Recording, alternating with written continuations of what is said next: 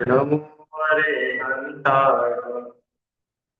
नमो सिद्धाणं नमो आयर्याणं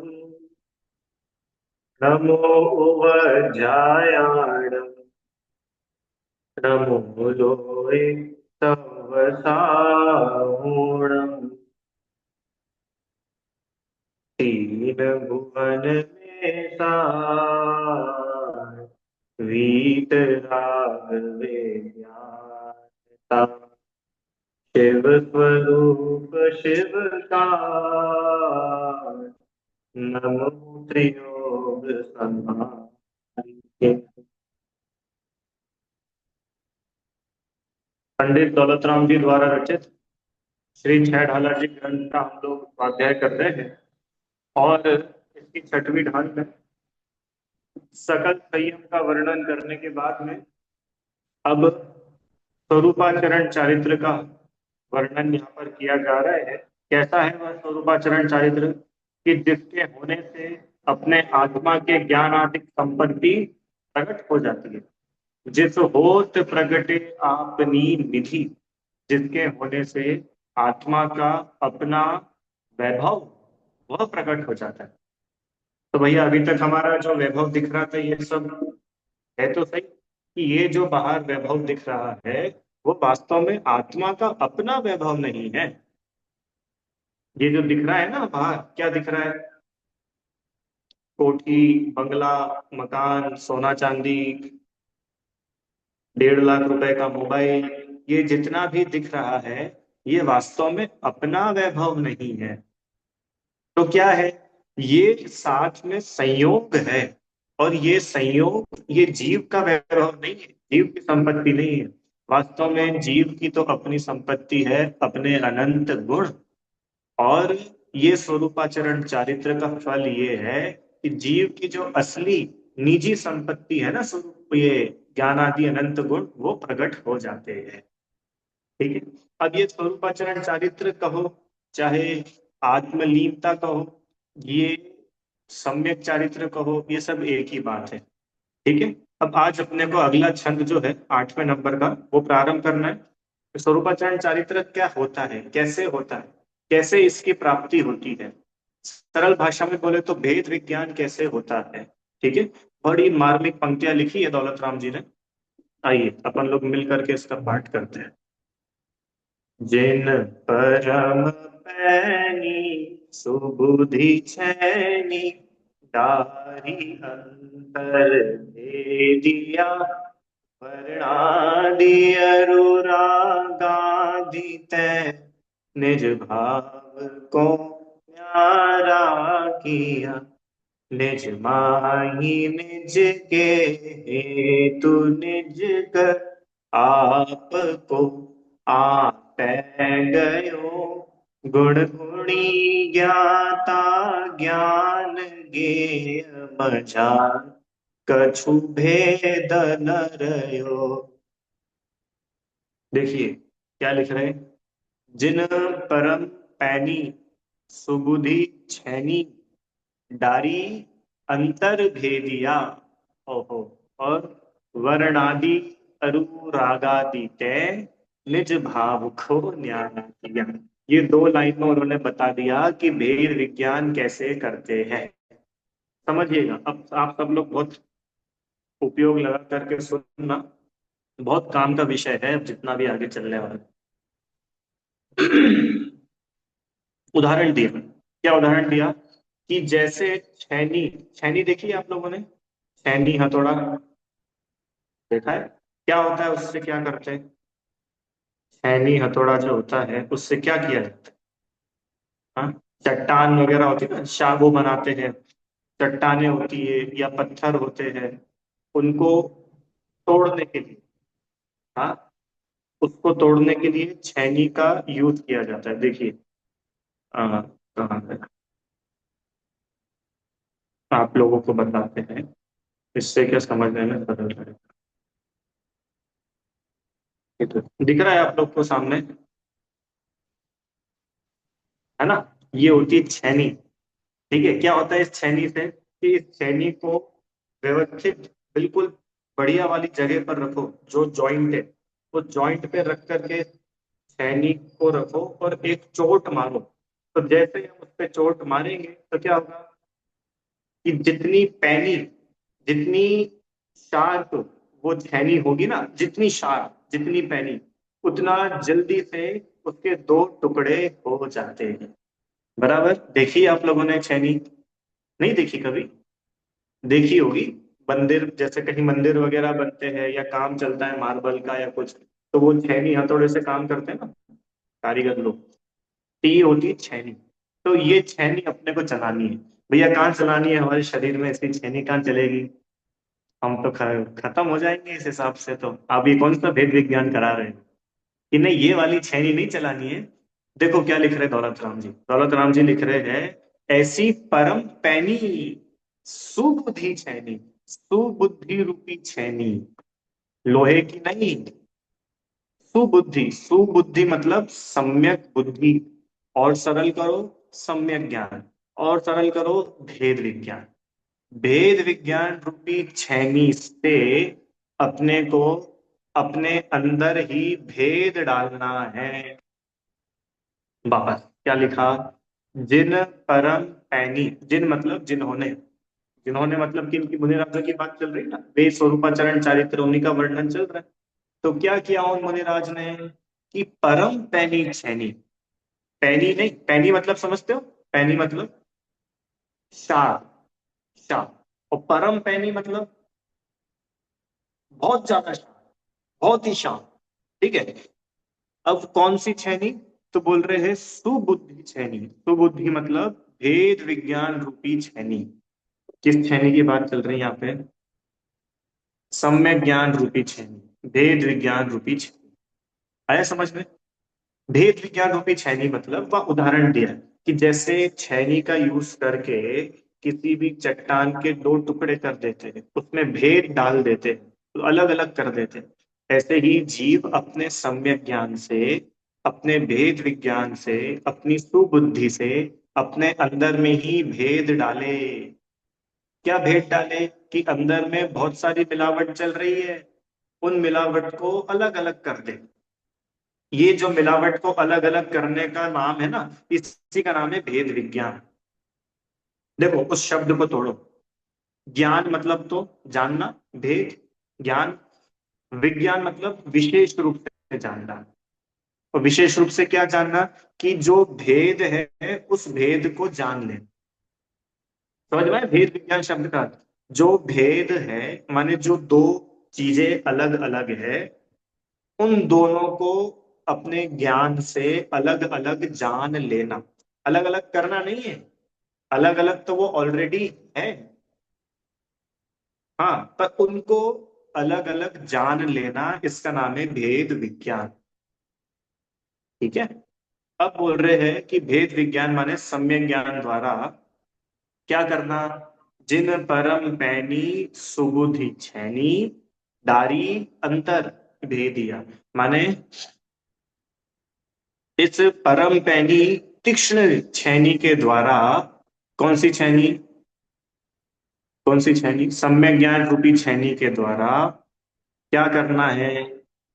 अपने आत्म स्वरूप को और वर्ण आदि और राग आदि को न्यारा करना है।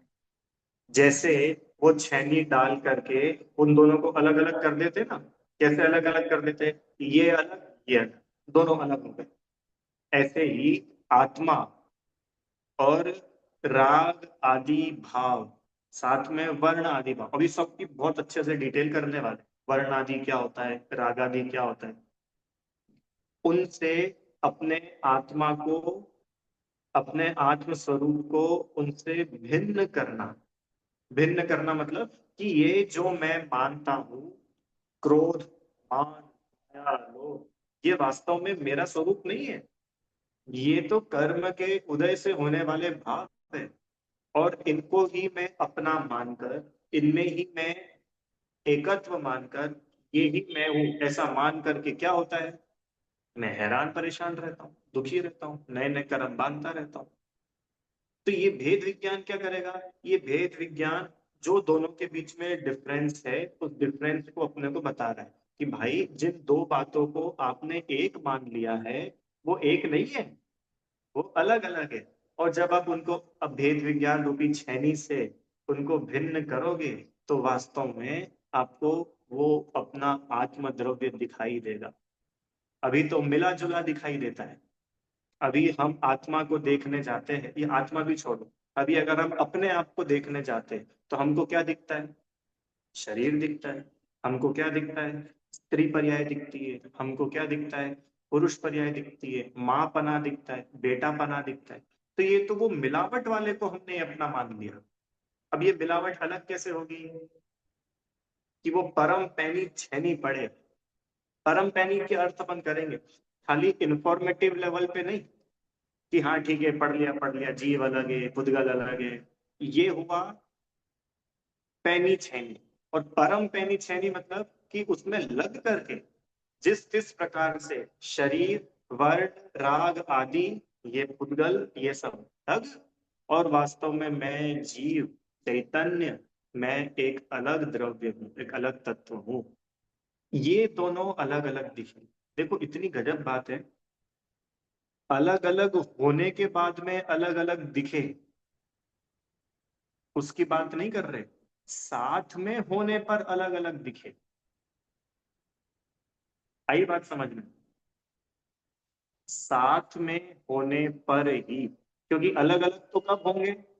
अलग अलग तो होंगे जब सिद्ध अवस्था आएगी, तब वास्तव में जीव द्रव्य कर्म भाव कर्म और नौ कर्मों से रहित हो जाएगा। अरे पढ़ के आए ना अपन चौथी ढाल में, तीसरी ढाल में पढ़ा था, परमात्मा निकल परमात्मा, ते है अमल निकल परमात्म। तो वास्तव में तो वो जो सिद्ध भगवान है वो सारे कर्मों से, राग आदि सारे भावों से, शरीर वगैरह से, इन सब से वो तो एक्चुअल में मुक्त हो गए हैं। तो सिद्ध भगवान को तो अपन उन सबसे अलग देख ले, उसमें कोई बहुत विशेष बात नहीं है। विशेष बात क्या है कि वर्तमान में इस समय में ही हम अपने आप को इन सबके बीच में भी इससे न्यारा देख सके, इसलिए इसको बोला परम पैनी, बड़ी सूक्ष्म दृष्टि चाहिए। ठीक है, तो इन दो लाइन का अर्थ करके फिर अपन कुंद कुंद आचार्य देव के चरणों में चलेंगे। देखिए क्या बोल रहे हैं, जिन परम पैनी सुबुधि छैनी तारी अंतर भेदिया, जिन्होंने परम पैनी सुबुद्धि रूपी छैनी के द्वारा अपने अंतर में भेद डाल दिया है। तो भेद डाल के क्या हो गया कि भेद जो अभी तक एक दिख रहा था, भेद होने से दो हो गया। तो क्या दो हो गए? तो बोल रहे वर्णादि अनुरागादि तय, वर्ण आदि और रागादि से निज भाव को, अपने आत्म स्वभाव को न्यारा किया, लग किया। जो अभी तक मिलावट कर रखी थी, अब वो समझ में आया भैया ये अपना स्वरूप नहीं है। मिली जुली सरकार के साथ काम नहीं हो पाएगा। अपन अपना अस्तित्व पहचानने की, वास्तव में अपन कौन है, अपना असली स्वरूप क्या है। ठीक है, ये इन दो लाइन का बहुत सामान्य सा अर्थ अपन ने देखा। जब वीतरागी मुनि को सम्यक ज्ञान रूपी छैनी द्वारा वे आत्म स्वभाव को रागादि और वर्णादि से भिन्न कर लेते हैं, उसे स्वरूपाचरण चारित्र कहते हैं। आत्मा को रागादि और वर्णादि से भिन्न जानना और अनुभव करना। ठीक है, चलो अब अपन लोग पहले मैं आपको मूल ग्रंथ में से इसको पढ़ा देता हूँ, फिर इसका दूसरे नोट बने हैं उसमें से आपको दिखाऊंगा। ये समयसार जी ग्रंथ है, बराबर, और समयसार ग्रंथ का ये 37 नंबर का कलश है। देखो इस ग्रंथ का थोड़ा सा परिचय देता हूँ। समयसार ग्रंथ आचार्य कुंद कुंद आचार्य देव ने लिखा, और उसके बाद में लिखने के बाद लगभग 1000 वर्ष के बाद में आचार्य अमृतचंद्र देव ने इसके ऊपर टीका करी, इसका एक्सप्लेनेशन किया। राइट, तो ये जो कलश अपन पढ़ रहे हैं ये कलश अमृतचंद्र आचार्य ने लिखा है। 37 नंबर का कलश है। इसका मैं आपको सीधे अर्थ पढ़ता हूँ। जो वर्णातिक अथवा राग मोह आदिक भाव कहे, वे सब ही इस पुरुष माने आत्मा से भिन्न हैं। इसीलिए अंतर्दृष्टि से देखने वाले को यह सब दिखाई नहीं देते, मात्र एक सर्वोपरि तत्व ही दिखाई देता है। केवल एक चैतन्य स्वभाव रूप अभेद रूप आत्मा ही दिखाई देता है। अभी कोई व्यक्ति बोले कि दौलत राम जी ने तो अपने मन से लिख दिए भैया 6 डाला, तो बोल रहे कि नहीं, ये देखो मूल कलश है आचार्य देव का, वर्णादि अनुरागादि पे निज भाव को न्यारा किया। वही बात लिखिए ना, वर्णादिक और रागादिक भाव वो सब इस पुरुष से भिन्न है। और अंतर्दृष्टि से देखने वाला, अंतर्दृष्टि से देखने वाला मतलब परम पैनी सुबुद्धि छैनी, वही तो अंतर्दृष्टि है। अरे आप लोग को समझ में आया क्या? अंतर्दृष्टि मतलब अभी जो हम अब बाहर ही सब कुछ देख रहे हैं, जान रहे हैं, समझ रहे हैं, अब बाहर से थोड़ा बहुत उपयोग को समेट कर जब अंदर देखें, अंदर देखे मतलब कुछ ऐसे अंदर देखना नहीं है। अंदर देखने का मतलब अपने आप को देखें। तो अपने आप को देखें तो अभी हम अगर अपने आप को देखेंगे तो हम अपने आप को कैसा देखते हैं? या तो शरीर फॉर्म में देखते हैं, या फिर कोई और ज्यादा थोड़ा बहुत कर लेता है तो इतना समझ लेता है कि भैया शरीर अपन नहीं है, और वो कर्मों से अपनी पहचान बना लेता है। और ही ज्यादा होता है तो वो जो बोलता है भैया देखो मेरे को राग हो गया, मैं बड़ा रागी हूँ, मैं क्रोधी हूँ। ऐसे राग क्रोध मान माया लोभ कषाय, इन सब से अपनी पहचान बनाता है। तो आचार्य बोल रहे थे कि नहीं, तुम थोड़ा अंदर आ गए अच्छी बात है, और अंदर आ गए और अच्छी बात है, थोड़ा और अंदर चल करके देखो कि महाराज और अंदर क्या है, कि और अंदर तुमको वो दिखेगा जो तुम्हारा असली स्वभाव है, तुम्हारा असली स्वरूप है। अब ये जो कुछ भी राग द्वेष कषाय मोह राग ये सब दिख रहे हैं ना, ये भले ही अभी हमारे अस्तित्व में है, पर ये अपना स्वभाव नहीं है। बात पकड़ना ही क्या, अभी समझेंगे पर अभी ये भले ही अपने अस्तित्व में है, पर ये हमारा नेचर नहीं है, ये हमारी असली पहचान नहीं है। और जो जीव अंतर्दृष्टि से देखेगा, अंतर्दृष्टि से देखेगा, उसको ये सब दिखाई नहीं देंगे। दिखाई नहीं देंगे मतलब कि इन सब को ये मैं हूं ऐसा नहीं जानेगा। उसको तो मात्र एक सर्वोपरि तत्व अपना चैतन्य स्वभाव आत्मा वही दिखाई देता है। ठीक है, थोड़ा थोड़ा समझ में आया? देखो बहुत ज्यादा नहीं समझना है, और मैं ग्रंथ इसलिए खोलने से बच रहा था क्योंकि ग्रंथ में थोड़े शब्द कठिन हो जाते हैं। तो शायद किसी को ऐसा लग सकता है कि भैया बड़े कठिन कठिन शब्द है, समय सार तो बहुत कठिन ग्रंथ होगा, बड़ा ग्रंथ होगा, इसलिए मैं ग्रंथ नहीं खोलना चाह रहा था। पर अपन सामने अगर ग्रंथ में देख लो ना तो अपने को विश्वास बनता है कि वास्तव में आचार्य देव ने ये प्रक्रिया बतलाई है भगवान बनने की। ठीक है, अब बचा हुआ जितना समय है इसमें अपन थोड़ा सा वर्णाधिक और रागाधिक को समझते हैं, क्योंकि इनसे ही तो अपने को भेद करना है, इनसे ही तो अपने को भिन्न देखना है, भिन्न समझना है। तो वास्तव में वर्णाधिक और रागाधिक क्या होते हैं उनको थोड़ा सा समझते हैं। देखिए,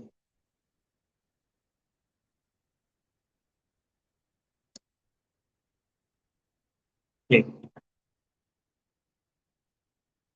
बताएंगे बताएंगे वर्णाधिक रागाधिक सब बताएंगे। ये देखो, या हम्म इसी कलश के ऊपर गाथा नंबर 50 से लेके 55 तक आचार्य देव ने, कुंद कुंद देव ने गाथाएं लिखी कि वर्ण जीव के नहीं, वर्ण जीव के गंध नहीं, नहीं स्पर्श रस जीव के नहीं, नहीं रूप और सहनन नहीं, संस्थान नहीं, तन भी नहीं। मतलब वो बता रहे हैं कि क्या क्या चीजें जीव की नहीं है, है ना? अभी सिर्फ ये ग्रीन लेटर्स पढ़ रहा हूं मैं, फिर इसकी डिटेल करेंगे। टोटल 29 टाइप्स से, कितने टाइप से? 29 पॉइंट्स बताएंगे काय के, भेद विज्ञान के। लोग बोलते बोलते भैया, लोग मतलब अपन सभी, किसी और की बात नहीं, भैया भेद विज्ञान कैसे करें, भेद विज्ञान कैसे करें, तो यहाँ पे आपको 29 प्रकार से भेद विज्ञान करना बताएंगे। ठीक है, देखो, नहीं राग जीव का, द्वेष नहीं, अरु मोह जीव के है नहीं, प्रत्यय नहीं, कर्म अरु नो कर्म भी जीव के नहीं। अब वो पढ़ने में कैसा लग रहा है? भैया कैसी बात करो, कर्म हमारे नहीं तो क्या पड़ोसी के हैं क्या? क्यों? मनोरम आंटी जी, राग किसका है? अपना ही तो है, अपन ने ही तो राग किया, तो दूसरे ने थोड़ी किया, तो राग हमारा ही तो है कि नहीं अपना, कि किसी और का है? अपना ही है। अपन ही तो राग करते, उससे राग करके अपने भी तो कर्म बनते, तो वो कर्म भी अपने, और राग भाव भी अपना। आचार्य बोल रहे कि नहीं, तुम्हारा नहीं है। क्यों नहीं है वो सब बताएंगे अभी आगे, बहुत गजब का विषय है। आगे चलो। नहीं वर्ग जीव के, वर्गणा नहीं, कर्म सर्व स्पर्धक नहीं, अध्यात्म स्थान न जीव के, अनुभाग स्थान भी है नहीं, जीव के नहीं कुछ योग स्थान, अरुबंध स्थान भी है नहीं, नहीं उदय स्थान न जीव के, अरु स्थान मार्गणा के नहीं, स्थिति बंध स्थान न जीव के, संक्लेश स्थान भी है नहीं, जीव के विशुद्धि स्थान, संयम लब्धि स्थान भी है नहीं, नहीं जीव स्थान भी जीव के, गुण स्थान भी जीव के नहीं। क्यों? आप लोग का कौन सा गुण स्थान है? कि भैया क्या बताएं, अभी तो पहला ही है, कोशिश कर रहे हैं चौथा हो जाए, और आगे चाहेंगे भैया पांचवा हो जाए, सातवां हो जाए। और यहाँ क्या बोल रहे हैं आचार्य? गुण स्थान जीव के है ही नहीं। लो, हम तो जिन गुण स्थानों के पीछे दौड़ लगा रहे थे, आपने तो 2 मिनट में बोल दिया वो जीव के है ही। कैसी बात कर रहे हो? जीव के नहीं ये गुण स्थान, अजीव के होते हैं क्या, पुद्गल के होते हैं? क्यों? ये कुर्सी का कौन सा गुण स्थान है? कुर्सी का। मोबाइल का कौन सा गुण स्थान है? भैया मोबाइल का तो होता नहीं है, जीव का ही तो होते गुण स्थान। और आप बोल रहे हो कि गुण स्थान जीव के नहीं है? यही तो परम पैनी सुबुद्धि छैनी है, यही तो परम पैनी सुबुद्धि छैनी है। बड़ा आनंद का विषय है, अभी समझना। अभी तो मैं सिर्फ आप लोग की जिज्ञासा बढ़ा रहा हूँ, कि अपन लोगों को थोड़ी जिज्ञासा तो होवे, कि जिन चीजों को अपन ऐसा मानते थे कि यार ये तो अपना ही है, और वो बोलेंगे कि ये अपना है ही नहीं। जब थोड़ा बहुत इधर करंट लगेगा ना, तो फिर वो भेद विज्ञान का रस बनता है। नहीं तो वो सिर्फ शब्दों शब्दों में थ्योरेटिकल अगर हो जाएगा, तो उससे बहुत विशेष लाभ नहीं होता। चलो, क्यों भैया, क्यों नहीं है ये सब जीव के? ये सब ही पुद्गल द्रव्य के परिणाम है, जानो यही। ये जितने भी हमने तुमको बातें बताई ना पिछली 6 गाथाओं में, ये सब के सब पुद्गल द्रव्य के परिणाम है। और तुम एक बात बताओ, तुम जीव हो कि पुद्गल हो? बोलो भाई, अपन लोग जीव है कि पुद्गल है? कि भैया जीव, कैसी बात कर रहे हैं आप? तो फिर जब अपन जीव है, और ये सारे परिणाम, माने ये सारे भाव, ये उद्गल के हैं, उद्गल की वजह से होते हैं। तो जब उद्गल के हैं, उद्गल की वजह से होते हैं, तो ये अपना स्वरूप कैसे हो सकता है? बात है कि नहीं समझ में? इसी का नाम है भेद विज्ञान। भेद विज्ञान मतलब कि जो अपना नहीं है, उसको पर जानना, जो अपना है उसको अपना जानना, निज को निज, पर को पर जान, बस इतना सा काम है। चलो अब अपन देखें, अमृत चंद्र आचार्य देव क्या लिख रहे हैं। ये देखो, ये पॉइंट्स दिए हुए ना, जैसे 29 पॉइंट्स है, 29 अलग अलग प्रकार से उन्होंने बताया कि ये सब जीव से कैसे भिन्न है। बहुत शॉर्ट में, बहुत डिटेल में अपन नहीं जाएंगे, पर फिर भी थोड़ा थोड़ा प्रैक्टिकल इसका अपन लेकर के चलते चलेंगे। आइए, सबसे पहले वर्ण आदि। तो ये जो वर्ण आदि है ना कल्पना आंटी जी, वर्ण आदि मतलब वर्ण से लगा करके उद्गल जितने भी भाव दिखते हैं, वर्ण आदि मतलब, और सरल भाषा, अघातीय कर्मों के उदय में होने वाले सारे भाव। शरीर वर्ण आदि में आ गया। वर्ण आदि में समझ लो, जिसमें वर्ण रस रूप स्पर्श, वर्ण आदि में लगा के आदि में सब आ गया, स्पर्श रस गंध, ये सब बोल रहे हैं कि जो काला, अब सुनना सब ध्यान से, बड़े इंपॉर्टेंट बात चले, जो काला, हरा, पीला, लाल, सफेद वर्ण है, वे सर्व ही जीव के नहीं हैं, क्योंकि वे पुद्गल द्रव्य के परिणाममय होने से अनुभूति, अपनी अनुभूति से भिन्न। बताओ, पहला पॉइंट कठिन है क्या? समझ में आया फर्स्ट वाला पॉइंट? कि भैया ये जो वर्ण है, कलर्स है, लाल पीला हरा नीला सफेद काला, जितने भी कलर, ये सब जीव के हैं कि नहीं? बोलो, जीव के हैं क्या कि पुद्गल के? ये तो अपन सब जानते हैं ना, पुद्गल मूर्ति होता है, उसमें स्पर्श रस गंध वर्ण पाए जाते हैं, जीव में थोड़ी होते। जीव तो अरूपी है। अब अब भेद, अब समझो। और हमारी क्या भूल होती है? हमारी क्या भूल होती है कि जरा सा काला पना हुआ और हम दुखी हुए, और जरा सा काला पना हट करके गोरा पना आ गया तो हम सुखी हो जाते। हाँ कि ना? अरे होता है ना। ये पूरी कॉस्मेटिक इंडस्ट्री चली तो इस वजह से रही है। हम्म।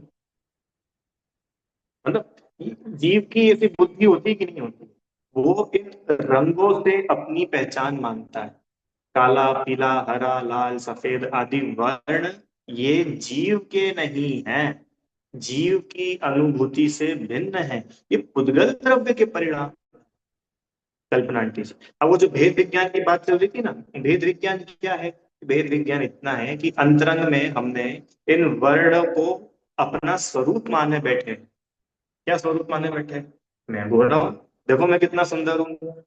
अरे यार अभी थोड़ा धूप में बाहर निकलना ज्यादा हो जाता है, टैनिंग हो गई है। और टैनिंग हो गई है तो वो टैनिंग की वजह से अपने को कमजोर मानने लग जाता है।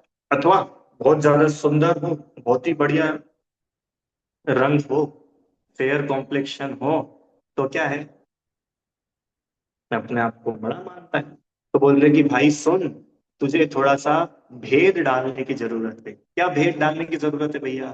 कि तू जिस आधार से अपनी पहचान बना रहा है, ये तेरी असली पहचान नहीं है, खत्म बात। अपने को तो एक चीज ध्यान रखना, असली पहचान, असली पहचान अपन ने कल बात की थी।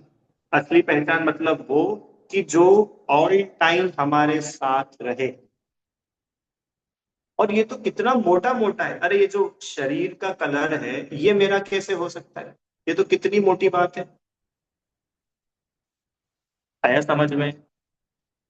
पहला पॉइंट बहुत सरल है। क्या सरल है? कि भाई तुम जीव की अनुभूति करने जाओगे तो वहां तुमको ये वर्ण आदि भाव नहीं मिलेंगे। तुम सोचो कि भैया मैं बहुत देर तक आंख बंद करके बैठा रहा, और शुरू शुरू में तो नहीं होता था, फिर मैंने साल भर खूब प्रैक्टिस करी, अब थोड़ा थोड़ा वो वाइट वाइट दिखने लगा है। बस वो आत्मा बिल्कुल पकड़ में आ ही गया, वो सफेद सफेद दिखने लगा। बोलो, वो जो सफेद सफेद दिख रहा है वो आत्मा है कि नहीं? कि नहीं है? ऐसे भ्रम में नहीं रहे। कोई बोलेगा ऐसी येलो येलो लाइट निकलती है, वो आत्मा है। अरे ये कुछ भी नहीं होता। क्यों? क्योंकि ये सफेद पीला हरा लाल सब काला, ये तो वर्ण है। और वर्ण पुद्गलमय है। वर्ण खुद ही पुद्गल का गुण है। तो जो पुद्गल का गुण है वो आत्मा का गुण कैसे हो सकता है? ये तो वही बात हो गई कि खारेपन से हम शक्कर की पहचान कर रहे हैं। क्यों? ऐसा संभव है? खारेपन से शक्कर की पहचान होगी कि मिठास से शक्कर की पहचान होगी? मिठास से। वो खारापन तो शक्कर का नहीं है, नमक का है। ऐसे ये वर्णादि भाव ये पुद्गल के हैं, ये जीव की अनुभूति से भिन्न है। माने तुम जीव का अनुभव करने जाओ, वहां तुमको ये वर्णादि नहीं दिखेंगे। और इन वर्णादि को लेकर के आओगे तो अपने ही मार्ग में रोड़े डालोगे। रोड़े डालना समझते हो? रोड़े डालना क्या होता है? हाँ, हर्डल्स। हर्डल्स बोलते हैं इंग्लिश में, हर्डल्स। माने अपने ही अ, आत्मा के अनुभव में तुम बाधाएं खड़ी कर दोगे। अभी अपन लोगों को सच्ची में इतना बड़ा बना के रख देते हैं, आत्मा का अनुभव, आत्मा भैया नहीं, हम लोगों को तो नहीं हो सकता। वो तो बड़े बड़े लोगों की बात है। अरे नरक के नारकी को हो सकता है, वो तिर्यंच को हो सकता है, चिड़िया को हो सकता है, शेर को हो सकता है, तो हम में क्या कमी है? बस कमी इतनी है कि हम व्यवस्थित समझते नहीं है। एक बार अपन पूरी प्रक्रिया को समझे ना, बहुत सरल है वेद विज्ञान, वास्तव में बहुत सरल है। थोड़ा सा बस उपयोग चाहिए। चलिए, एक बात हो गई। दूसरा देखो, अभी वर्ण हुआ। सेकंड पॉइंट देखिए, मनोरमा आंटी जी क्या लिख रहे हैं। जो सुगंध और दुर्गंध है, वे सब ही जीव के नहीं है, क्योंकि वे भूतगल द्रव्य के परिणाममय होने से अनुभूति से भिन्न है। ठीक है, ये भी वर्णादि की डिटेलिंग चल रही है। वर्ण अपगंध, बोलो भाई, सुगंध और दुर्गंध, ये जीवमय है कि पुद्गलमय है? पुद्गल का। अरे गंध जो गुण है वो तो पुद्गल का गुण है। और हम लोग गंध से अपनी पहचान करते हैं कि नहीं करते हैं? करते हैं। अपनी भी करते हैं या दूसरे की भी करते हैं। किसी के पास में से दुर्गंध आ रही हो, अरे यार ये बहुत गंदा है। और किसी के पास से सुगंध आ रही हो, ये कितना बढ़िया है। और दूसरे की तो छोड़ो, अपने शरीर से भी दुर्गंध आती हो तो अपन खुद से ग्लानि करने लग जाते। और अपने शरीर से दुर्गंध नहीं आ रही, सुगंध आती हो, तो अपन खुद से ही राग करने लग जाते। खुद से मतलब मैं बहुत अच्छा, यार मैं बहुत खराब। तो भाई वो जो दुर्गंध या सुगंध आ रही है, वास्तव में वो तो पुद्गल का परिणाम है। वो तो शरीर का परिणाम है। वो शरीर अलग है, अपन अलग है। आई क्या बात समझ में? तीसरा देखो, अब रस, जो कड़वा कषायला चरपरा खट्टा मीठा रस है, वे सर्व ही जीव के नहीं, क्योंकि वे पुद्गल द्रव्य के परिणाम में होने से अनुभूति से भिन्न है। खट्टा, कड़वा, कषायला, चरपरा, मीठा, ये जो रस है, ये रस तो पुद्गल द्रव्य के परिणाम, जीव की अनुभूति से बिल्कुल भिन्न है। इनका जीव में इतना सा भी प्रवेश है ही नहीं। और हमारी क्या भूल होती है कि हम इनमें ही अपनापना मानते हैं, अथवा इनसे अपनी पहचान मानते। मानते कि नहीं मानते? आप लोग भोजन बनाते हो कि नहीं? हाँ या ना? बनाते हो, अच्छी बात। तो कई बार भोजन बहुत स्वादिष्ट बनता है, बनता है, बहुत टेस्टी बनता है, मजा आ जाता है भैया। सब लोग उंगली चाटते रह गए, इतना बढ़िया भोजन बनाया हमने। मिठाई तो इतनी बढ़िया थी, रसमलाई, इतनी अच्छी मिठाई बनाते हैं हम।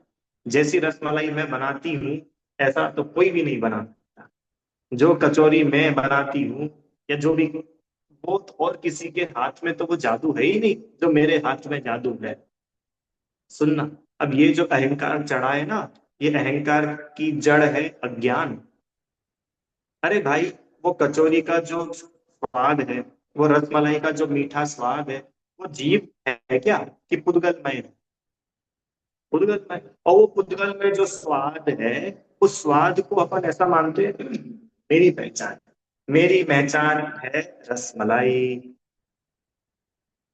मेरी पहचान है कचौरी, मेरी पहचान है पूरण पूरी। क्यों? कि ये अपनी पहचान है, पुद्गलमय है। ये रस जो बताया ना, खट्टा कड़वा कषाय, ये पुद्गल का परिणाम है।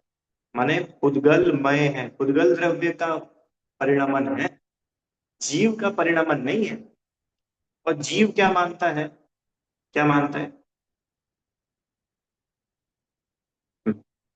मैं। तो भेद विज्ञान क्या होना चाहिए? अब सुना, भेद विज्ञान मतलब वो अकेला विचार नहीं, उस विचार पूर्वक निर्णय पर पहुंचना। माने अगर कोई व्यक्ति कहता हो, क्या कहता हो, यार बहुत ही स्वादिष्ट भोजन बनाते हो आप, अब ये हमारी ड्यूटी है कि भेद विज्ञान पूर्वक हम उस बात को पचा सके। या कोई निंदा कर दे, तो वो निंदा के समय भी हम भेद विज्ञान पूर्वक उस निंदा को पचा सके। अब ये जो भेद विज्ञान पूर्वक निंदा और प्रशंसा को पचाना है, ये समता है। इसलिए बोलते हैं कि ज्ञानी के बंध नहीं होता। क्यों नहीं होता? क्योंकि ज्ञानी के राग द्वेष ही नहीं होते। और जो सबसे बड़ा छेद था ना, 5 छेद हुए थे नाव में, मिथ्यात्व, अविरति, प्रमाद, कषाय और योग। इन पांचों में सबसे बड़ा छेद अगर कोई है वो मिथ्यात्व का है। सबसे ज्यादा कर्म ही उसकी वजह से आते हैं। तो अब ये जब ये क्लैरिटी हो जावे, क्या क्लैरिटी हो जावे कि भाई ये मेरा अपना भाव नहीं है, ये पुद्गल का परिणमन है, पुद्गल का नेचर है। अब वो पुद्गल की और मेरी मैं मिक्सिंग अगर करूंगा तो मैं दुखी होऊंगा। इसलिए बोल रहे हैं कि वो अपने अंदर वो छेनी लगाओ भेद विज्ञान की, तो पुद्गल अलग होगा और जो अपना शुद्ध जीव का स्वभाव है वो अलग दिखेगा। आगे चलो, 4 नंबर। चिकना, रूखा, ठंडा, गरम, भारी, हल्का, कोमल अथवा कठोर स्पर्श है। स्पर्श के 8 पढ़े थे ना, हल्का, भारी, रूखा, चिकना, ठंडा, गरम, कड़ा, नरम। वे सर्व ही जीव के नहीं है, क्योंकि वे पुद्गल द्रव्य के परिणाममय होने से जीव माने अपनी अनुभूति से भिन्न है। अब ये देखो, आचार्य देव इतनी सिस्टमेटिकली चल रहे हैं। अभी बिल्कुल उन्होंने बाहर से शुरू किया कि बाहरी स्पर्श रस गंध वर्ण को जीव अपना स्वरूप माने बैठता है। अभी ठंड आ जाए और थोड़ा सा इसकी स्किन ड्राई हो जाए, झट से दुखी हो जाता है कि नहीं हो जाता? अरे हमारी तो बहुत ड्राई स्किन है। तो वो बोल रहे हैं वो जो ड्राइनेस है, वो ड्राइनेस पुद्गल का परिणाम है, तुम्हारा परिणाम थोड़ी है। जीव, तुम जीव का तुम तो सिर्फ जीव को देखो। जीव में कहीं ड्राइनेस है? जीव में कहीं स्वाद है? जीव में कहीं स्पर्श है? जीव को देखोगे तो वहां पर ये कुछ भी नहीं दिखेगा। जीव में तो तुम्हें मात्र ज्ञान ज्ञान ज्ञान ज्ञान ज्ञान चैतन्यता दिखेगी। अब आप कभी वो पढ़ेंगे तो आपको समझ में आएगा। मैं अरस, अरूपी, अस्पर्शी, पर से कुछ भी संबंध नहीं। मैं रंग राग से भिन्न, भेद से भी भिन्न, निराला। तो है ना रंग और राग, तो रंग मतलब वर्णादि, राग मतलब रागादि, और भेद मतलब ज्ञानावरण, दर्शनावरण और अंतराय, इनके भेद। बहुत मार्मिक है वो पाठ, ज्ञानानंद स्वभावी। चलो 4 हो गए। 5वां, जो स्पर्श आदि सामान्य परिणाम मात्र रूप है वह जीव का नहीं है, क्योंकि वह पुद्गल द्रव्य के परिणाममय होने से अपनी अनुभूति से भिन्न है। माने स्पर्श रस गंध वर्ण आदि जो सामान्य परिणामन भी है वो जीव की अनुभूति से भिन्न है। आगे चलिए, छठा। अब समझने की बात है, आगे चलना। हाँ, जो अभी इतना समझ में आए, देखो बहुत अच्छे से फिट एक बार में नहीं होगा, तो आप उसकी चिंता नहीं करना। अभी सिर्फ बात समझ में आ रही है कि मैं जितना बोल रहा हूं वो अगर आपको समझ में नहीं आता हो तो आप तत्काल हाथ खड़ा करना। ठीक है, आगे चलो। 6 नंबर देखो, जो औदारिक, वैक्रिक, आहारक, तेजस अथवा कार्माण शरीर है वे सब जीव के नहीं है, क्योंकि वह पुद्गल द्रव्य के परिणाममय होने से अपनी अनुभूति से। 5 प्रकार के शरीर होते, औदारिक, वैक्रियक, आहारक, तेजस और कारमाण। ठीक है, बहुत डिटेल नहीं करेंगे, डिटेलिंग कभी बाद में अवसर मिलेगा तो करेंगे। पर इतना समझो कि जीव है ना, तो जीव के साथ में अलग अलग शरीर के संबंध है। जैसे बोलते हैं ना भाई कर्म है, कर्म, तो कर्म क्या है? ये कार्माण शरीर के रूप में जीव के साथ में इसका संबंध बनता है। अपना ये जो शरीर दिख रहा है ये औदारिक शरीर कहलाता है। अपने देव और नारकियों का सुना होगा, इनका वैक्रियक शरीर था, है ना? ऐसे अलग अलग प्रकार के शरीर। तो बोल रहे हैं कि भाई ये जो औदारिक, वैक्रियक, तेजस, कारमान शरीर है ये तो जीव के है ही नहीं। क्यों रीता आंटी, जीव के है क्या? तो जब ये तो पुद्गलमय है ना, अरे भाई ये तो सामने ही दिख रहा है, ये तो इतना बड़ा सामने दिख रहा है। चलो कारमान शरीर तो बहुत सूक्ष्म होता है, वो तो हमें अपनी इन आंखों से दिखाई ना भी दे, पर ये औदारिक तो हमको अपनी आंखों से ही दिख रहा है। क्यों? इसके लिए किसी अवधि ज्ञानी की या केवल ज्ञानी की जरूरत थोड़ी है, ये तो सामने ही दिख रहा है ना अपनी आंखों से औदारिक शरीर, स्थूल है ये तो बोल रहे हैं कि ये औदारिक शरीर माने ये जो दिख रहा है, क्या ये शरीर जीव का है, या पुद्गलमय है। देखो लिख रहे हैं ना, ये सर्व ही शरीर जीव के नहीं है। क्यों नहीं है? क्योंकि पुद्गलमय है, पुद्गल द्रव्य का परिणाममय है। पुद्गल द्रव्य के परिणमन है ये शरीर। अभी आयु पूरी हो जाएगी तो घर वाले इसी को शमशान में ले जाएंगे, तो ये जो भी ऐसा दिख रहा है ना, इस पुद्गल का ऐसा परिणमन होगा कि ये अब राख हो जाएगा। होगा कि नहीं होगा? होगा ना। तो ये तो पुद्गल द्रव्य है, वो निरंतर परिणमन होता रहता है उसका। तो ये तो पुद्गल द्रव्य की परिणाम पर्याय है, वास्तव में जीव का नहीं है, जीव की अनुभूति से भिन्न है। मतलब अब अगर हमें अपने आत्मा का अनुभव करना है तो इस शरीर की ओर देखना छोड़ना पड़ेगा। इस शरीर को ही देखते जाएंगे तो हम अपने आप को नहीं देख पाएंगे। क्यों? आया समझ में? जय श्री आंटी, बहुत गजब की बात है इसमें। मतलब अब ये इसी का थोड़ा डिटेल है, बाकी मैं आपको थोड़ा सा भी बता देता हूँ। जब ये शरीर ही पुद्गल द्रव्य का परिणाम है, तो इस शरीर की अवस्थाएं भी तो पुद्गल की ही अवस्था है कि जीव की अवस्था? बोलो। भावना आंटी, ये तो बहुत सरल प्रश्न है कि जब ये शरीर ही पुद्गल रूप है, तो ये शरीर की जो भी अवस्था हो, चाहे छोटी अवस्था, बड़ी अवस्था, दुबले रूप अवस्था, मोटे रूप अवस्था, बीमार रूप अवस्था, या स्वस्थ रूप अवस्था, सुंदर रूप अवस्था, या कुरूप रूप अवस्था, ये जितनी भी अवस्थाएं इस शरीर की है, वो अवस्था उद्गलमय है कि नहीं? उद्गल। अब वो भेद विज्ञान क्या है? कि भेद विज्ञान ये है कि जो उद्गल का है, उद्गल की ही अवस्था है, हम उसे जीव की अवस्था मानते हैं। मानते कि नहीं मानते? मानते हैं ना। अब अपन अपनी भूल क्या, यही तो भूल होती है। क्या भूल होती है? कि है तो पुद्गल की प्रॉपर्टी, है तो पुद्गल, उसको अपन अपने में मिला लेते हैं। मानते ये मैं ही हूँ, देखो। अभी बहुत समय से थोड़ा दुबला हो गया हूं मैं। अब सुनना वापस से, बोलने की दिक्कत नहीं है, आपको ज्ञानी जन भी बोलते हुए दिखेंगे। बात है मान क्या रहे, श्रद्धान कैसा है। नहीं तो कोई बोले कि ठीक है भैया, आज से हम है ना ऐसा बोलना छोड़ देंगे, तो बोलना छोड़ देने से कुछ लाभ थोड़ी होगा। आपके अंदर में मान्यता क्या चल रही है, पूरा खेल तो उस पर चलता है। मान्यता क्या, अभिप्राय क्या, समझ में आया? तो जब शरीर ही हमारा नहीं है, क्या गजब बात है, तो शरीर की अवस्थाएं हमारी कैसे हो सकती है? अब शरीर की अवस्था में सब लगा लेना, माने जीव के अनुभव में लिखा ना, वे अपनी अनुभूति से भिन्न है। जीव की अपनी अनुभूति से ये शरीर और पांचों शरीर और इनकी अवस्थाएं सब भिन्न है। माने जीव की अनुभूति करनी है तो इन सबको अलग करना पड़ेगा।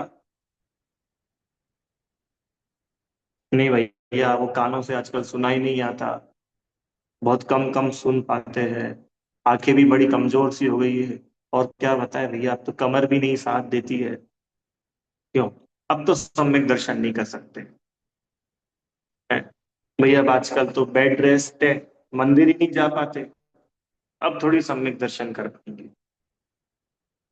बोलो भैया, क्या बताए, घर वाले बहुत हैरान करते हैं। अभी सब आगे आने वाली एक एक बात आएगी आगे, ये 29 में आचार्य देव ने सब इंक्लूड कर लिए। जो अपन बहाने बनाते हैं ना आत्मकल्याण नहीं कर पाने के, तो आचार्य देव बोल रहे कि ये सब बहाने बिल्कुल बकवास है, झूठे हैं। क्यों? क्योंकि ये सब जीव की अनुभूति से भिन्न है। ये तो पुद्गल द्रव्य का परिणाम है, तो वो दूसरे द्रव्य का परिणाम वो तुम्हें कैसे अफेक्ट कर सकता है? आ रही है क्या आप लोग को बात समझ में? थोड़ा थोड़ा आ रहा है आप लोग को समझ में? बात इतनी सी चल रही है कि जिन्हें हम अपना मानते हैं वो वास्तव में हमारा अपना नहीं है, वो पुद्गल का परिणमन है। अब वो पुद्गल के अंश को हम अपने में मिलाए, तो ये बताओ, गलती है कि नहीं? देखिए बिल्कुल सीधी सामने सरल, बिल्कुल गलती है। आगे चलो, 7वां नंबर। चलो इसमें देखो, कारमान शरीर। कारमान शरीर समझते हैं? कारमान शरीर क्या होता है? कि वास्तव में जो कर्म होते हैं ना, कर्म पौद्गलिक होते हैं। 6 द्रव्यों में से कर्म उद्गल द्रव्य है। तो वो जो कर्म, जीव जो शरीर आत्मा है, उसके साथ में एक क्षेत्र अवगाह रूप से संबंध बनता है।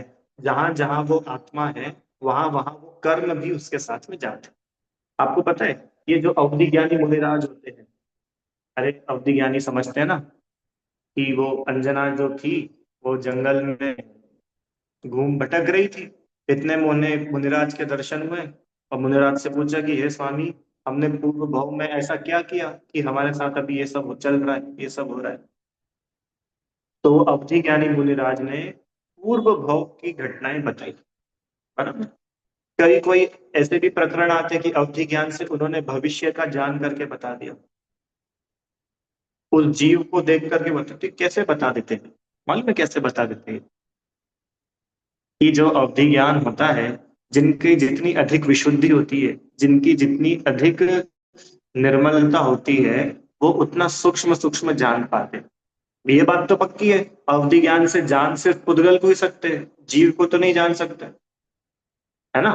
तो वो जो कारमांड वर्गणाएं हैं, कारमांड शरीर है, उसको वो जानते हैं। और उस पुद्गल द्रव्य की अ, पर्यायों को जान करके बताते हैं कि पूर्व में तुमने ऐसे कर्म बांधे थे, भविष्य में तुम्हारे ऐसे ऐसे उदय आएंगे। तो ये कैसे बता दिया कि पूर्व में ये वाले कर्म बांधे थे, भविष्य में ऐसा ऐसा उदय आएगा? कि अभी वो अवधि ज्ञान से उस कार्मांड शरीर को देख लेते हैं कि ये ऐसे ऐसे कर्म इसके साथ बंधे हुए हैं। है समझ में? ऐसे वो अवधि ज्ञानी मुनिराज जान। अब प्रश्न ये है कि वो जो जान रहे हैं कार्मांड शरीर को, अथवा कार्मांड ये सारी बातों को, तो ये सब तो पुद्गल द्रव्य का परिणाम है, जीव का नहीं है। कर्म है ना, 8 कर्म, 8 कर्म जीव के नहीं है। किसके? कि भाई पुद्गल के हैं, जीव के नहीं है। ये बहुत क्लियर करने की जरूरत है। 8 कर्म जीव के नहीं है। अगर 8 कर्म जीव के हो ना, तो सिद्ध भगवान तो जीव ही नहीं बचेंगे। क्यों नहीं बचेंगे? कि वहां तो 8 है ही नहीं, उल्टा वो तो 8 को नष्ट करके गए। गए कि नहीं अलका आंटी जी? सिद्ध भगवान 8 कर्मों को नाश करके सिद्ध हुए ना। तो जब 8 कर्मों का ही नाश कर दिया, इससे कितना अच्छे से समझ में आ जाता है कि वास्तव में कर्म जीव के है ही नहीं। अगर जीव के होते तो अपने साथ सिद्धालय में ले जाते। क्यों? कि भैया जीव के हो तो लेके जाए ना। जो जो अपना था वो बिल्कुल लेके चले, और जो अपना नहीं था वो यहाँ छोड़ के चले गए। क्या गजब है! तुम सा दानी क्या कोई हो, जग को दे दी जग की निंदा। जो जगत का था वो जगत को दे दिया, और जो अपना था उसको संभाल लिया। हाँ, जीव के साथ है। अपने और सिद्ध भगवान में अंतर क्या है? कि अपन दोनों का ही कर्म स्वभाव नहीं है। जैसे जीव वो है, वैसे ही जीव अपन भी है। तो कर्म उनका स्वभाव हो, कर्म मेरा स्वभाव हो, ऐसी कोई बात नहीं है। कर्म जीव का स्वभाव है ही नहीं। फिर अंतर क्या है? अंतर ये है कि वर्तमान में हमारे साथ कर्मों का संबंध है, जीव के साथ में वो कर्म अभी है। इतनी सी बात। पर सुनो, आचार्य वही तो बोल रहे हैं कि इसी समय जब कर्म तुम्हारे साथ है ना, इसी समय तुम स्वयं को उस कर्म से अलग देखो। अलग कैसे देखे भैया? अलग होंगे तभी तो अलग दिखेंगे। कि नहीं, यही तो है भेद विज्ञान की तीक्ष्ण छेनी, साथ में होते हुए भी तुम उससे इसी समय अलग हो। अलग हो का मतलब ये है कि वो कर्म कर्म रूप ही है। तुम जीव तुम जीव रूप ही हो। कर्म लाखों करोड़ों वर्षों तक भी तुम्हारे साथ रह जाए, तो कर्म बदल करके जीव नहीं हो जाएगा। या जीव बदल करके कर्म नहीं हो जाएगा, कर्म कर्म में ही रहेगा, जीव जीव में ही रहेगा। ये है जीव और कर्म को अलग अलग देखना। आया आपको समझ में? अलग अलग देखने का मतलब वो नहीं है कि मैंने आंख बंद कर ली, 1 घंटे बैठा और जैसा मैं यहाँ हूँ वैसा सेम टू सेम एक कर्म शरीर यहाँ पास में मेरे आके बैठ गया। उतनी देर के लिए सारे कर्म मेरी आत्मा से अलग हो गए। क्यों? उतनी देर के लिए तो मैं सिद्ध बन गया था। अरे ये इसका नाम नहीं है अलग देखना। जिस समय कर्मों का संबंध है उस ही समय में कर्म मेरा स्वरूप नहीं है। कर्म उद्गलमय है।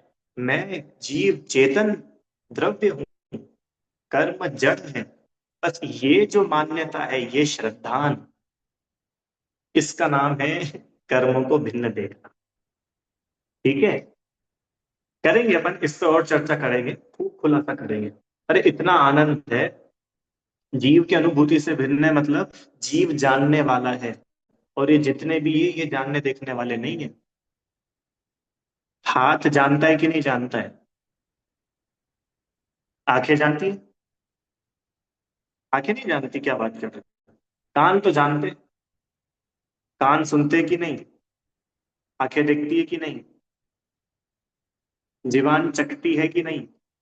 अरे आप हाँ ना कुछ तो बोलो भैया, बोलो। ये कान ये सुनते हैं कि नहीं सुनते हैं? हाँ कि ना? सुनते हैं। आंखें देखती है कि नहीं देखती है भैया? देखती है। सही बात है ना? अच्छा। आ, नाक सूंघती है कि नहीं सूंघती है? नाक सूंघती है। तो वो बोल रहे हैं कि आंखें नहीं दिखती है, जीव देखता है, जीव जानता है। कान नहीं सुनते हैं। वो जो शब्द का ज्ञान है वो कानों को हो रहा है कि जीव को हो रहा है? देखो इसका सरल उदाहरण, अपन में से अधिकतर लोगों ने ये चश्मा लगा रखा है। ठीक है? अब मेरे को बताओ, चश्मा देख रहा है कि अपन देख रहे हैं? अपन देख रहे हैं ना। चश्मे की हेल्प से हमने देखा, तो देखने वाला तो मैं हुआ कि चश्मा हुआ? मैं। ऐसे ही इन इंद्रियों की हेल्प से जीव जानता है। जानता तो जीव है, इंद्रिया नहीं। आया समझ में? अब इससे समझ में आता है कि जानने वाला जीव है, जानने वाला इंद्री नहीं है। साधारण की जी, इसका मतलब क्या हुआ कि ये जो इंद्रिया है ये मेरा स्वरूप नहीं है। क्यों? क्योंकि जानना मेरा स्वरूप है, तो जानने रूप कार्य तो आत्मा में होता है, इंद्रिय में थोड़ी ना होता है। आया? आगे चलो। कहाँ तक हो गया? 6 नंबर। 7 देखिए क्या लिखा है। सम चतुरस न्यग्रोध परिमंडल स्वाति उपजक वामन अथवा उंडक संस्थान है, वे सर्व ही जीव का नहीं है, क्योंकि वे पुद्गल द्रव्य के परिणाम में होने से अपनी अनुभूति से संस्थान बता रहे हैं। संस्थान बता रहे, संस्थान मतलब होता है शेप। जीव के अलग अलग आकार होते, 6 प्रकार के संस्थान बताए। हाँ। सम चतुरस्र संस्थान मतलब, बोलो। पूरा सिमेट्रिकल, सिमेट्रिकल मतलब स्क्वायर नहीं, स्क्वायर नहीं। सिमेट्रिकल मतलब कि जैसा एक व्यवस्थित शरीर होता है, कोई अंग छोटा नहीं, कोई अंग बड़ा नहीं, जैसा एक व्यवस्थित शरीर होता है वैसा शरीर का आकार होना। ठीक है? उसको बोलते हैं सम चतुरस्र संस्थान। ऐसे ही सब अलग अलग है। कोई संस्थान ऐसे होते हैं जिसमें ऊपर से शरीर बड़ा होता है, नीचे से छोटा होता है। कोई शरीर के आकार ऐसे होते हैं, नीचे से बड़े होते हैं, ऊपर से सकड़े होते हैं। कोई कोई ऐसे होते हैं कि हाइट कम होती है। हाइट कम होती है मतलब समझ में, बौने होते हैं, बौने। कोई ऐसे होते हैं जो कुब्जक, कुब्जक मतलब समझते हो, ऐसे ही कुबड़ निकली हुई होती है। तो बोल रहे हैं ऐसे अनेक अनेक प्रकार के संस्थान जीव के होते हैं। होते कि नहीं होते? जीव के होते हैं कि नहीं होते? जीव के होते हैं कि नहीं होते? अरे मैं बार बार पूछ रहा हूँ, जीव के होते हैं कि नहीं होते? जीव के नहीं होते हैं। हाँ, जीव के कहे जाते हैं। क्या है, वर्तमान में वो जो जीव है वो ऐसे शरीर में है कि उस शरीर का आकार ऐसा है, पर वो कोई जीव वो आकार थोड़ी बन गया। आई क्या बात समझ में? देखो अपन तो उस जीव की खोज करने निकले हैं। कौन से जीव की? जो रंग राग से भिन्न। तो वो कैसा होगा वो जीव? क्योंकि अगर अपन वो संस्थान वाले को ही जीव मान ले तो संस्थान तो बदल जाता है। बदलता है कि नहीं बदलता है, बोलो? बदलता। ये जो छह संस्थान है ना, सुनिए, ये छह संस्थान नाम कर्म के भेद है। क्या है? आठ कर्म होते हैं। आठ कर्मों में से एक होता है नाम कर्म। वो नाम कर्म के 93 भेद है। कितने भेद है? 93। तो उन 93 भेद में से ये छह है संस्थान। तो वो तो कर्म के उदय से हुआ है। नहीं समझ में आया? अब जब कर्म के उदय से हुआ है तो वो कर्म का हुआ कि जीव का हुआ? ये समझो। मालिक रहे ना कि ये संस्थान सर्व ही जीव के नहीं है, क्योंकि उद्गल द्रव्य के परिणाम हुए होने से अपनी अनुभूति से भिन्न है। तो कोई बोलेगा भैया उद्गल द्रव्य का क्या परिणाम है? कि सुनो, ये कर्म के उदय से मिले संस्थान, और कर्म खुद ही पुद्गल है। तो कर्म के उदय में जो कुछ भी हो रहा है वो भी तो पौद्गलिक हुआ। वो जीव का कैसे हो गया? ये लॉजिक आपको समझ में आ रहा है क्या? यस और नो? कितने सरल सी बात है कि ये जो अलग अलग आकार है, अरे अपन यूं ही समझो, कोई व्यक्ति मोटा होता है, कोई दुबला होता है, कोई एकदम हेल्दी होता है, कोई हाइट कम होती है, कोई एकदम लंबा होता है। अलग अलग शरीर है ना।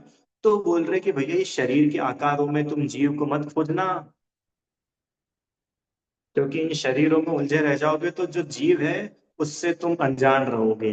वास्तव में जीव की अनुभूति इन शरीरों में कहीं नहीं होगी, इन आकारों में कहीं नहीं होगी। क्यों? कि ये जो आकार है ये वास्तव में कर्म के उदय से होने वाले हैं। कर्म जीव से भिन्न है। हाँ, ये पक्की बात है कि उन कर्मों को बांधा जीव नहीं था, पर जीव ने उन कर्मों को बांधा था। उसके बाद भी ये जीव का स्वभाव नहीं है, इसलिए वो जीव से भिन्न नहीं है। प्रश्न, भैया सिद्ध भक्त जब हम सिद्ध हो जाएंगे तब ये हमसे भिन्न होंगे, कि जब हमको सम्यक दर्शन होगा तब ये हमसे भिन्न होंगे, कि इस समय ही वो हमसे भिन्न है? तीन ऑप्शन। अलकांटी जी, जिस समय अपन लोग सब सिद्ध हो जाएंगे, अपना मोक्ष हो जाएगा, उस समय अपन इन सब से भिन्न होंगे, या फिर जिस समय अपन लोगों को सम्यक दर्शन होगा उस समय अपन इन सब से भिन्न होंगे, या फिर इस ही समय, चाहे सम्यक दर्शन हो चाहे मिथ्या दर्शन, इस ही समय हम इन सब से भिन्न हैं? क्या लगता है आप? बोलो आपका ओपिनियन। इस ही समय भिन्न है, अभी ही भिन्न है। भिन्न करना नहीं है, भिन्न तो देखना है। वो जो भिन्न देखा, भिन्न माना, इसका नाम सम्यक दर्शन है। और वास्तव में अपनी संयोग से भी वो भिन्न हो जाए सदा सदा के लिए, इसका नाम सिद्ध दर्शन। आया समझ में? उदाहरण दे दें? चलो उदाहरण देते हैं। स्वर्ण होता है, स्वर्ण गोल्ड होता है। तो वो गोल्ड में, आप लोगों ने देखा है सोना जो खदान में से निकलता है, या कभी वीडियो में टीवी पे कुछ देखा हो कहीं? इतना तो आप लोग को पता होगा सभी को कि वो जो गोल्ड है उस गोल्ड के साथ में मिट्टी भी निकलती है। वो गोल्ड जैसा शोरूम में रखा रहता है, फिर वैसा तो खदान के अंदर होता नहीं है। उसके अंदर तो खूब सारी मिट्टी होती है। फिर क्या करते हैं कि उस मिट्टी को तपाते हैं। तपाते हैं ना, मिट्टी को नहीं, सॉरी, सोने को। उस सोने को तपाते हैं, और क्या होता है फिर? कि वो सोना अपनी शुद्धता को प्राप्त हो जाता है। एकदम शुद्ध सोना, 16 टन। 16 टन क्या बोलते हैं ताव, 16 ताव।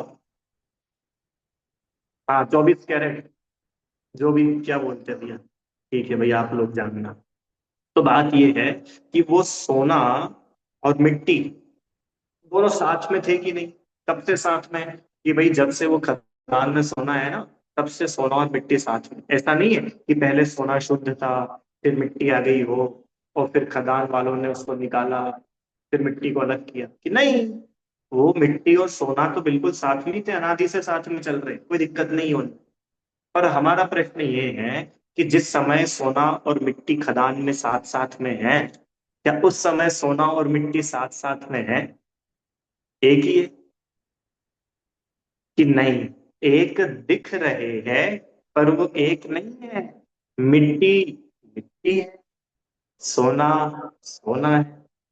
सोना मिट्टी नहीं हो जाता, मिट्टी सोना नहीं। नहीं तो अगर आप सोचो कि अगर मिट्टी सोना हो जाए तो क्या गजब बात है, सारा सोना डबल हो जाएगा। और अगर सोना मिट्टी हो जाए तो कितनी खतरनाक बात है कि जरा सा भी सोना खदान में रह गया तो सोना बचेगा ही नहीं, सब कुछ मिट्टी हो जाएगा। पर क्या गजब बात है, साथ साथ रहने पर भी वो दोनों एक नहीं होते। अब मेरा प्रश्न आपसे ये है, मिट्टी और सोना कब अलग है? जिस समय सुनार ने उसको अग्नि पर तपाया, क्या उस समय मिट्टी और सोना अलग है? या जिस समय वो खदान में है उस समय ही मिट्टी और सोना अलग है? बताओ भैया, सब लोगों को उत्तर देना है कि भाई जिस समय खदान में है ना, मिट्टी से बिल्कुल सना हुआ, उस समय ही वो मिट्टी से अलग है।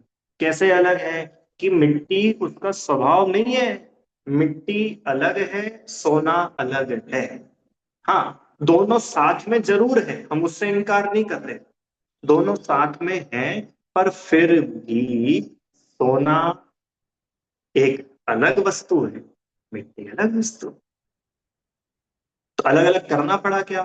कि नहीं, अलग अलग करना नहीं पड़ा, बस अलग अलग है ऐसा माना।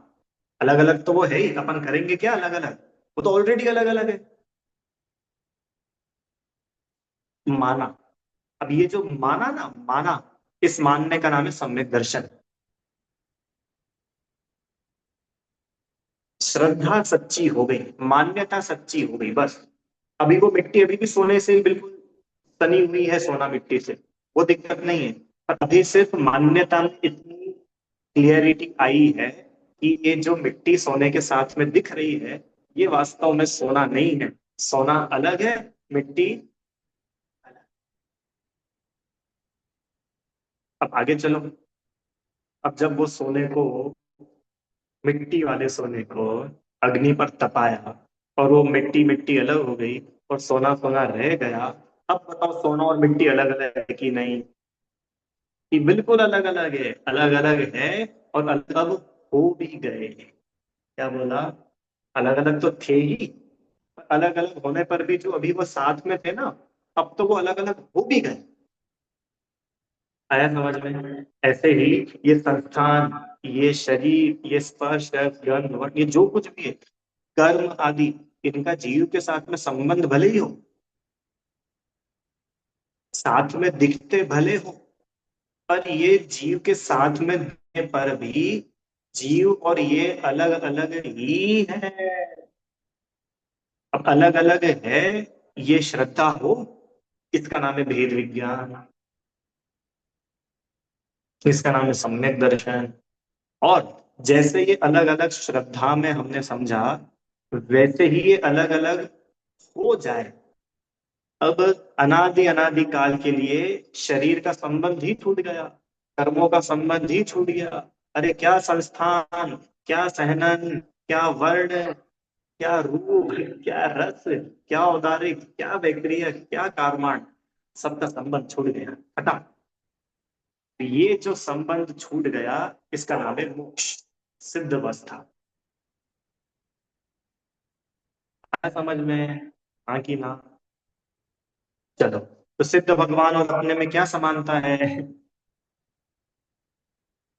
कि जैसा सिद्ध भगवान अभी है ना, अभी जैसे सिद्ध भगवान है, वैसा का वैसा ही अपना स्वरूप है, उससे कुछ अलग नहीं है, बिल्कुल वैसा का वैसा। अरे ये बात सुनते से तो अपने को नाच लेना चाहिए। कोई अगर थोड़ा सा ऐसा बोल दे ना, "तो अमिताभ बच्चन जैसे लगते हो, थोड़ा थोड़ा अमिताभ बच्चन जैसा लगते हो तुम", इतना अगर कोई किसी को बोल दे, तो वो दिन भर नाचे और आज तो अमिताभ बच्चन बोल दिया। कितना नाचता है। हम्म। तो ऐसे बोल रहे कि अरे जैसे सिद्ध भगवान है, बिल्कुल वो और अपन बिल्कुल एक जैसे। अपन सिद्ध भगवान की ही जाति के हैं। सिद्ध भगवान अपने अपन सिद्ध भगवान की कुल के हैं। इतना सुनने भर से कितनी आनंद आना चाहिए। ये अपना स्वरूप है। किसी तीसरे की बात नहीं चल रही है। अपनी बात चल रही है कि भाई अपन अपने आप को करोड़पति, अरबपति, सेठ जी, सेठानी जी, गरीब अमीर ये माने बैठे हैं। जबकि ये अपन असली में नहीं है। असली में तो अपन कौन है? मम स्वरूप है सिद्ध समान। कैसा स्वरूप है अपना? सिद्ध भगवान के जैसा स्वरूप है। अब अपन खुद ही अपने आप को अंडर वैल्यू करते, अंडर वैल्यूएशन अपन खुद ही कर रहे खुद का। दुखी हो। अरे एक बार खुद की नजरों में उठ जाओ, दूसरों की नजरों में नहीं। खुद की नजर में ही खुद एक बार अब उठ जाए तो अपने को अनुभव होगा कि वास्तव में मैं भगवान हूं और मैं भगवान बन सकता हूं। आया समझ में? ये थोड़ी सी अपन ने कुल 8 पॉइंट, चलो 8 वाला भी पढ़ लेते हैं, फिर उसके बाद में कल करेंगे। जो वज्र वृषभ नाराज, वज्र नाराज, नाराज, अर्ध नाराज, किरीट अथवा असंप्राप्ति सपाटी का सैनन है, वे सर्व ही जीव के नहीं है, क्योंकि वे पुद्गल द्रव्य के परिणाममय होने से अनुभूति से भिन्न है। अब 6 सैनन की भी बात करी आचार्य ने। कौन से 6 सैनन? वज्र वृषभ नाराज है। सैनन मतलब शरीर का जो जोड़ वगैरह रहता है इतना मजबूत है। हनुमान जी ऊपर गिर गए, उनको तो कुछ नहीं हुआ और चट्टान चूर चूर हो गई। है ना, ध्यान है ना कहानी?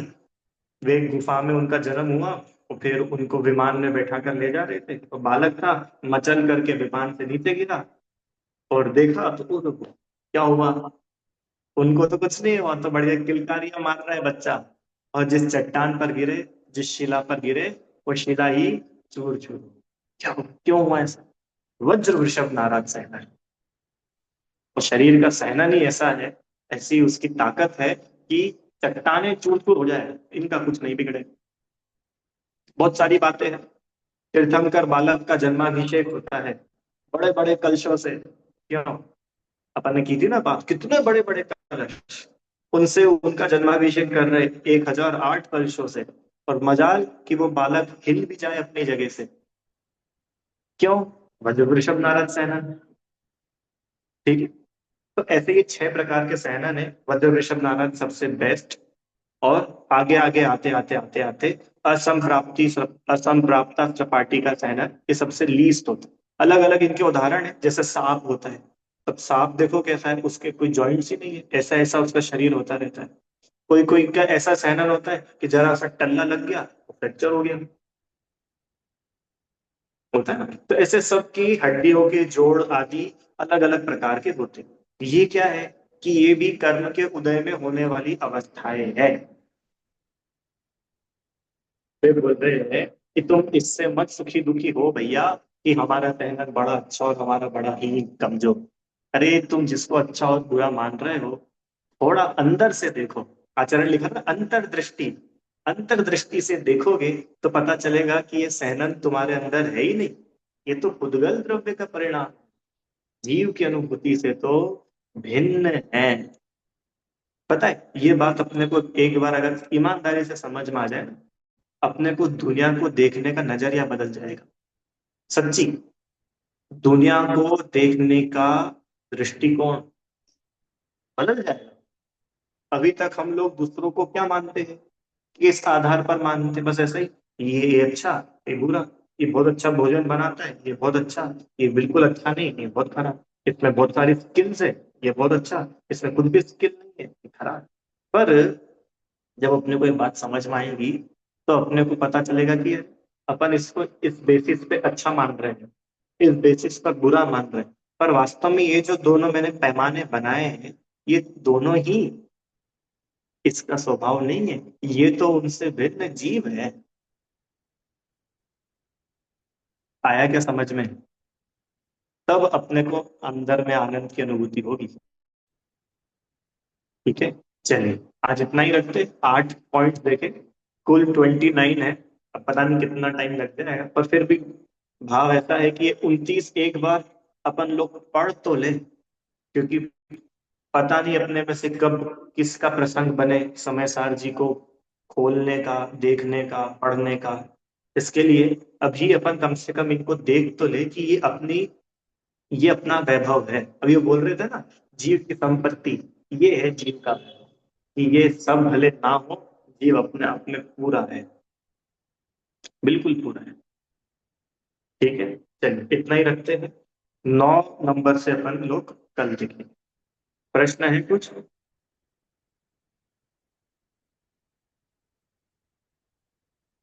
चलिए, आपका एक प्रश्न आया है, अनुभूति और ज्ञान होने में क्या डिफरेंस है? देखिए,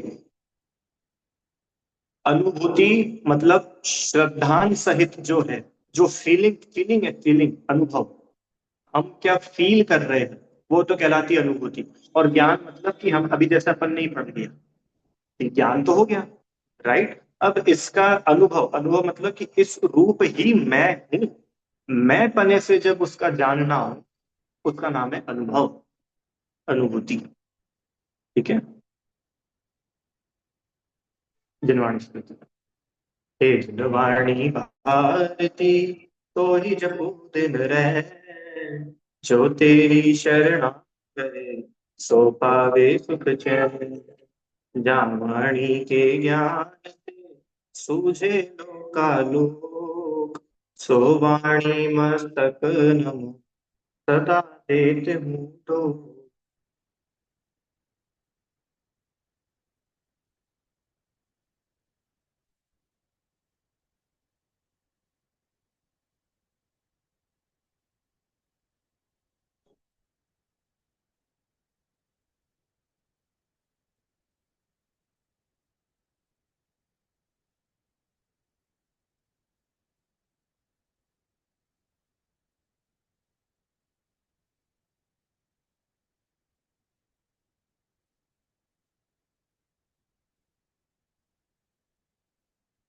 जय बोलिए द्वादशांग जनवाणी माता की जय।